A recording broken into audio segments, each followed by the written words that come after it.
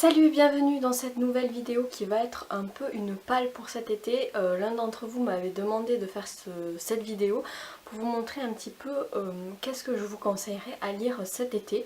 Des lectures pour tous les goûts finalement, parce qu'il y a aussi bien du thriller que des romans à énigmes, du contemporain ou du roman à suspense, de la BD ou même de la fantasy ou des classiques. Donc voilà, je vous présente ma sélection pour cet été 2016. Je commence avec une lecture que j'ai fait il n'y a pas si longtemps que ça, c'est Le Chuchoteur de Donato Carisi. Vous le retrouverez dans mon update lecture du mois de juin. Donc c'est au livre de poche et c'est un super thriller très très sombre puisqu'on est face à un tueur en série de petites filles, donc il faut quand même avoir le cœur assez bien accroché, mais c'est un véritable page turner. Il fait plus de 500 pages mais c'est hyper addictif. Moi je ne peux que vous le conseiller si vous aimez les romans policiers. Pour rester un petit peu dans les thrillers romans policiers, je vous conseille le livre Sans nom de Anonyme, aux éditions aussi du livre de poche. Donc là c'est vraiment rock'n'roll, ça part dans tous les sens. Si vous aimez les western spaghetti à la Tarantino, un mélange de fantasy aussi puisqu'il y a des vampires, il y a des moines kung-fu qui sont à la recherche d'une pierre de lune au pouvoir magique. C'est rock'n'roll, ça part dans tous les sens. Il y a de la testostérone. C'est voilà. Mais moi j'ai adoré et je ne peux que vous le conseiller. Ensuite, je ne pouvais pas vous conseiller des livres de policiers sans vous parler d'Agatha Christie qui est pour moi une valeur sûre en fait. Ça se lit tout seul, c'est parfait pour la plage et pour l'été. Voilà, si vous aimez pas les romans un peu trop sombres, un peu trop gore, commencez par du Agatha Christie, c'est plus du roman énigme, c'est concentré principalement sur l'enquête à résoudre plutôt que sur le meurtre sanguinolent, donc ça c'est plutôt pas mal. Moi, mon préféré reste Lady Petit Nègre, ici aux éditions Le Livre de Poche, en très très vieille édition, mais j'avais adoré. Voilà, ça se passe sur une île, il y a je sais plus combien, 10 invités, bah oui, 10 petits nègres, je suis bête. Il y a 10 invités dans une maison et au fur et à mesure, ils meurent les uns après les autres et on ne sait pas qui est le coupable. Et la fin est juste, voilà, rien que pour la fin, je vous conseille de le lire. Et puis j'avais adoré aussi Les 4 où Hercule Poirot a pas mal de fils à retordre face à une organisation criminelle en fait. Voilà, je vous en dis pas plus mais celui-là est un de mes préférés également. Il y avait Mort sur le Nil que je n'ai pas puisque je l'avais emprunté à la médiathèque mais que j'aimais beaucoup, encore une enquête d'Hercule Poirot qui se passe en Égypte donc ça nous fait voyager. Donc voilà, ces trois principaux, moi je vous les conseille si vous voulez commencer du Agatha Christie, moi c'est mes préférés. Pour rester dans le suspense, mais c'est pas vraiment un thriller ni un roman policier, il s'agit de Misery de Stephen King. Alors là c'est une édition qui a pris cher, donc c'est aux éditions J'ai lu mais vous pouvez le retrouver dans une édition un peu plus moderne. Mais voilà, ce livre c'est le premier Stephen King que j'ai lu et c'est mon préféré. C'est l'histoire d'un auteur à succès dont l'héroïne s'appelle Misery et en fait il est enfermé par les aventures de Misery qui plaît beaucoup à son public, sauf qu'il en a marre de cette héroïne et il décide de la faire mourir dans son dernier roman pour pouvoir passer à autre chose, écrire une nouvelle histoire.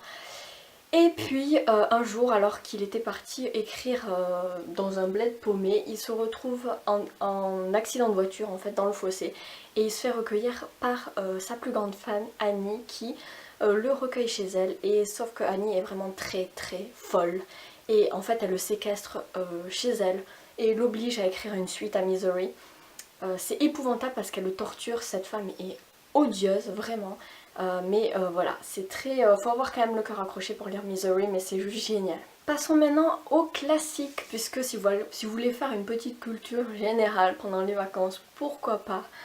Moi je vous conseille Au bonheur des dames de Zola, qui est mon préféré de Zola. J'adore Zola, mais Au bonheur des dames c'était vraiment un page turner.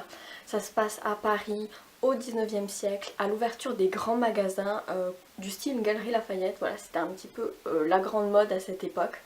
Et on va suivre Denise qui est une jeune femme d'une vingtaine d'années qui débarque à Paris et qui décide de devenir vendeuse dans ces grands magasins. Le magasin s'appelle Au bonheur des dames.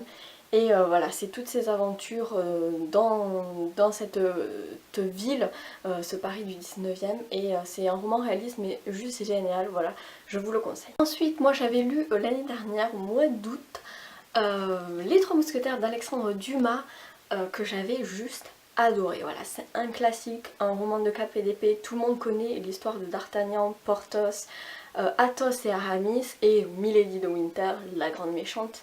Mais le lire c'est juste génial, Alexandre Dumas a une plume très vive, avec beaucoup d'action, on voyage jusqu'en Angleterre, il y a à la fois des duels, du combat, de l'aventure, un peu de romance, il y a tous les ingrédients parfaits pour en faire un super roman. Il est assez gros donc voilà, vous pouvez vous y plonger durant cet été et je vous le conseille vivement. Je sais, je dis ça pour tous les livres que je présente, mais voilà, c'est juste génial.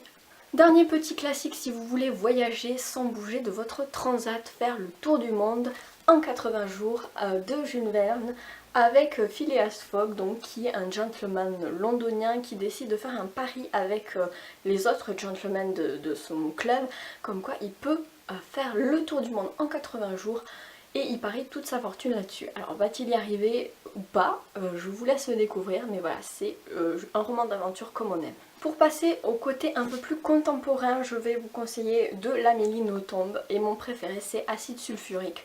Aux éditions Albin Michel ici, c'est le premier Amélie Nothomb que j'ai lu et c'est un mélange de télé-réalité et de camp de concentration et c'est très poignant en fait, ça nous donne à réfléchir, nous dire que c'est possible. Bon, après ça reste de la fiction, mais voilà, la plume d'Amélie Nothomb est un petit peu farfelue comme j'aime. Et ce livre, je l'avais adoré, et voilà. Ensuite, je me dépêche parce que cette vidéo va être trop longue. Je vous conseille Nous sommes cruels de Camille de Peretti aux éditions Le Livre de Poche. C'est une réécriture de Des liaisons dangereuses de Laclos, un de mes romans préférés. Et ici, on est face à Camille et Julien, deux adolescents qui sont fans de littérature et qui décident de se prendre pour la marquise de Merteuil et le vicomte de Valmont.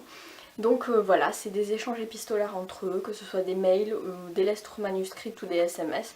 Et voilà, j'avais adoré cette petite lecture qui se lit mais juste rapidement quoi, comme du petit pain. Je sais pas si ça se dit, se lire comme du petit pain, mais voilà.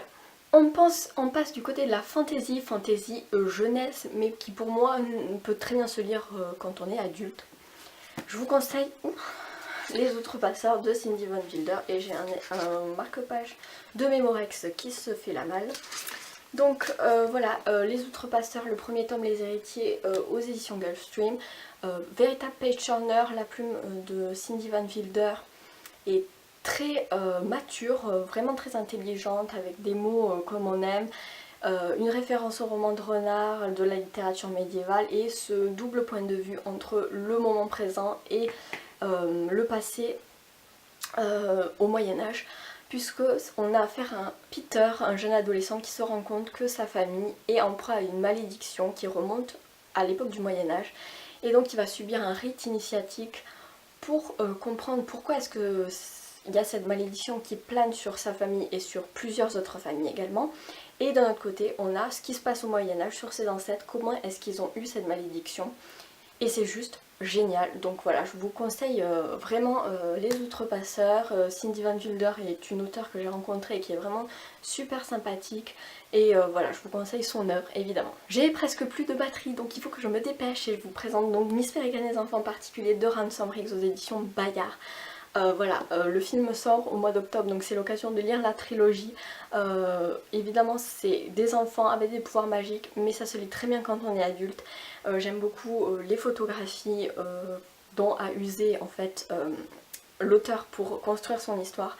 Voilà, lisez-le, c'est tout ce que j'ai à vous dire. Ah, et je me dépêche avec une BD pour terminer.